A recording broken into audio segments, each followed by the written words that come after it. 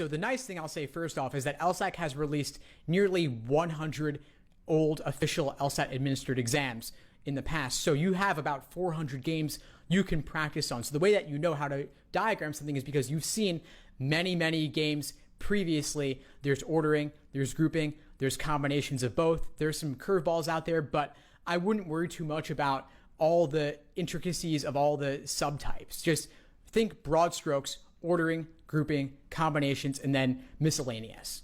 And so you look for keywords that tell you, is this an ordering game, or is it a grouping game, or something else altogether?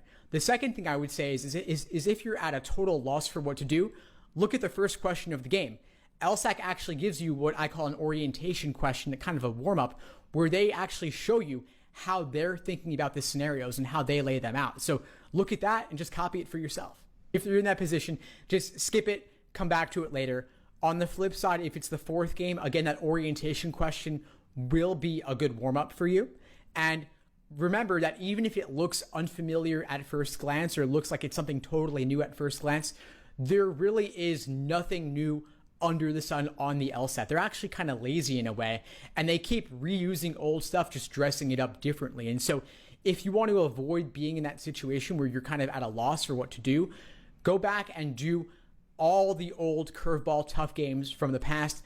I have a list of them I can share with you, run through all the weird ones that have ever appeared so you can at least get used to being presented with unfamiliar stuff. I think the biggest and most often overlooked time-saving strategy on logic games is reusing previous work, reusing hypothetical scenarios you've drawn in the past. You have your correct answer to the orientation question, then you have any valid scenarios you've drawn previously. And so you could do your orientation question and all your if local questions first, then do your general global ones later. And a lot of times the scenarios that you've drawn will actually help you eliminate wrong answers later in the game or help you solve a question altogether. And so you can be efficient by reusing those. This is a great question. It's an age-old one, and there's no hard and fast rule on this. If you see a way to make multiple main diagrams, great, do it. But also know that if you're not seeing a key way to unlock the game, that's fine. Be happy with whatever diagram you've drawn up to that point. Hopefully you've made at least one little inference or two. Then you can learn more over the course of the game as you draw more diagrams. Typically, the more diagrams you draw up front, the less you'll have to draw over the course of the game. So it could be more efficient. But also, if you're not seeing it, you don't want to get bogged down. Just go ahead, jump into the game, jump into those local questions where they're giving you a starting point, and then know that you can always make more inferences along the way. My goal for students is not necessarily that you'll solve it all 4 games perfectly. That would be amazing, of course. But what we really look to do realistically under timed conditions is solve maybe 2 or 3 of the games pretty efficiently, and then you build up a time bank where you can solve the 4th, maybe toughest game a little bit more slowly. And that's just the nature of it. If you're a rock star and getting a 180, all 4 games super efficiently, awesome. If not, be okay with that. You could do perfectly fine drawing more diagrams over the course of a game. Listen, we're all human. We all make mistakes. Me too. I might initially draw something wrong. But what I do to counteract that is I reread the rules and double check before going on to the questions. That little extra, maybe 10 seconds or so, just double checking your diagramming of the rules could save you several minutes in the long run, because otherwise, and this happens to a lot of students, they'll be halfway through the game, then realize they made a mistake because nothing's working out, and then they have to go back and redo everything. So you definitely don't want to be in that position. Just take an extra second, double check that you drew everything correctly, look for your conditional indicators, for example, and then just double check knowing that before you move on. And listen, if you even can't get the orientation question right, that's probably a red flag that something went wrong. If you're getting 2 right answers or 0 right answers, go back to your rules, make sure you did everything correctly. If not, correct course and then move on. This is a great question. It's one I get a lot. And first off, I'll just summarize and say it doesn't really matter that much, but I'll zoom out for a second and first just explain what is the stimulus, what is the question stem. The stimulus is the short, bite-sized argument. It might start off with an editorial or a critic, someone giving some sort of argument, typically flawed in some way. It's a paragraph that is pretty dense text. Then you have your question stem, which is the short, single-line question where LSAC is asking you to strengthen the argument or weaken the argument or do a variety of other things to the argument. Now, back when I was studying, I actually read the stimulus first, I was told to, and it seemed to work okay for me. But over time, I've actually transitioned to a question stem first approach because I believe it gives you the proper perspective from which to view the argument in the stimulus. But I've done it both ways. I've gotten high scores both ways, and there are plenty of top performers who do it both ways. So I think ultimately it doesn't really matter that much.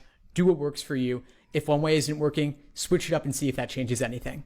I think part of it comes down to reading actively as if you were having a conversation with someone. I like to think of it as you're having a debate with someone and you're pointing out why they're wrong. And not every question is a flaw question or a weakened question, but that way of thinking to look at the gaps in the argument and evaluate them like someone's having a conversation with you, I think really does make it more real world relatable. The other thing I'd say is identify what's the conclusion, what's the evidence, and go from there. Look for keywords or look at the relationship between the different parts and see, can you find the conclusion? That's the first step.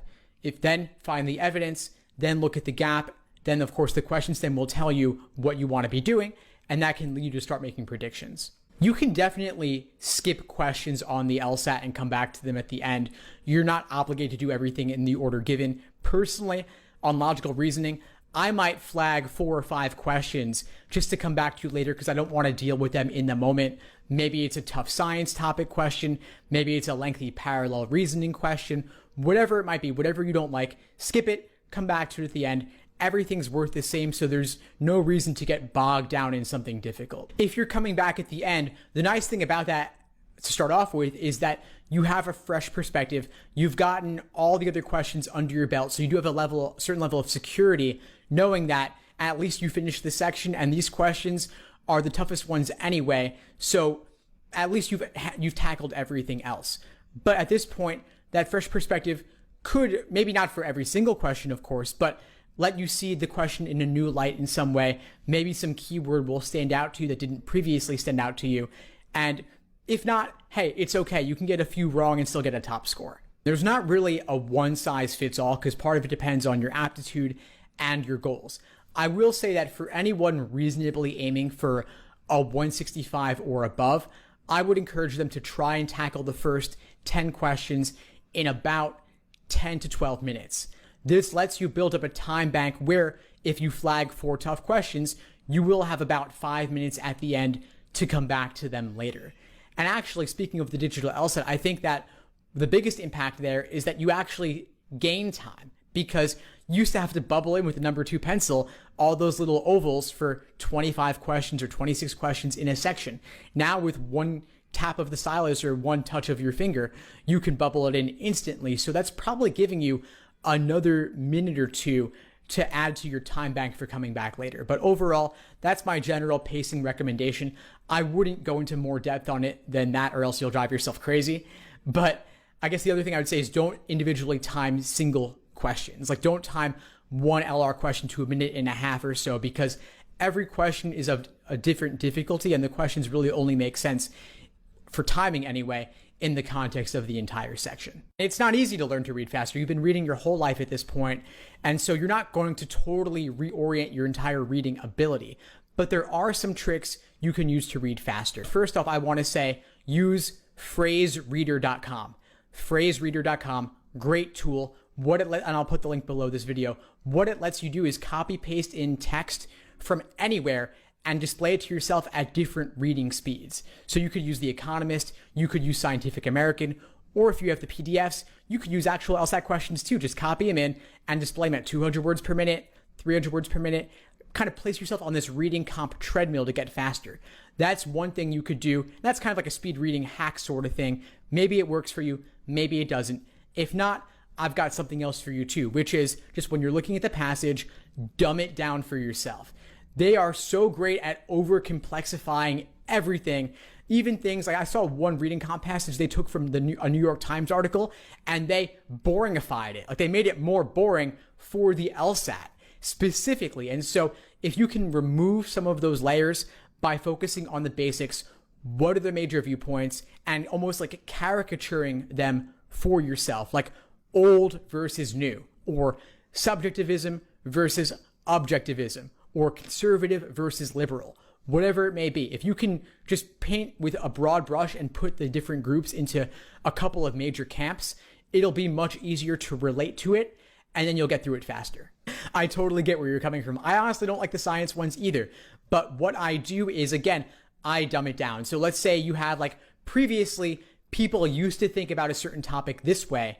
Now they think about it some other way. Like, they thought the earth was flat. Now they think it's round. So you have, like, old versus new, the old way versus the new way. And so they could give you all the details on the theory behind each side, but you just say old way versus new.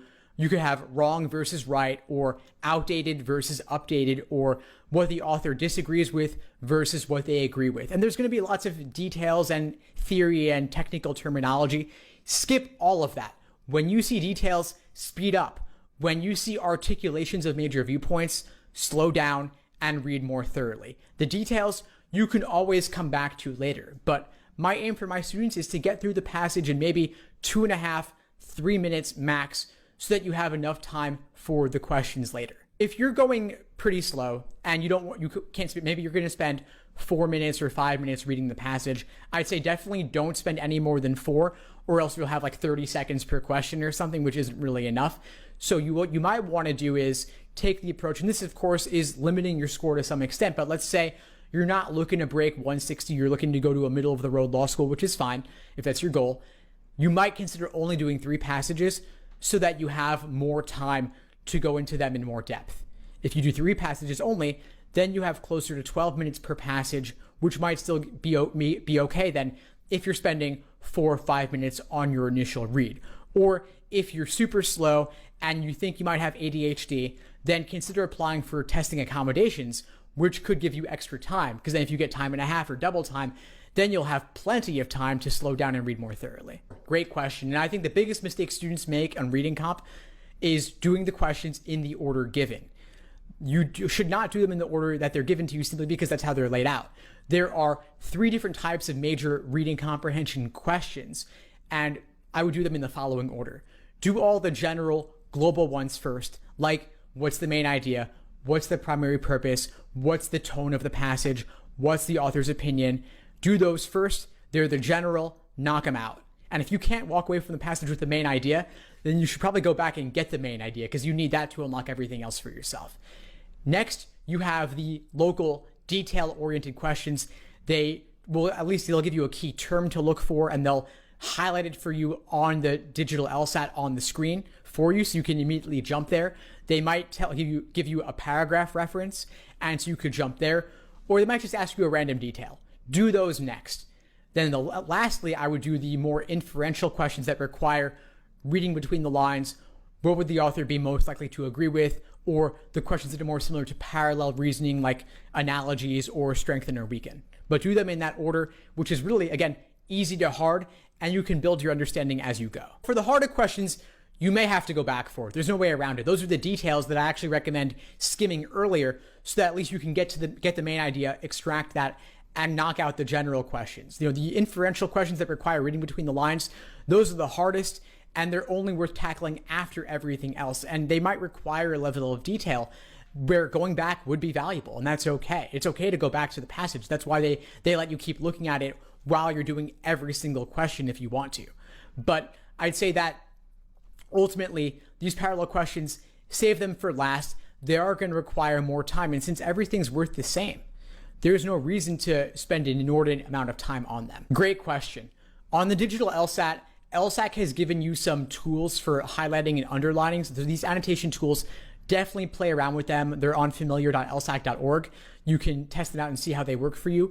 Personally, I don't really recommend using them just because it takes a lot of time to play around with them, and you might not always be marking things that are super useful for you later.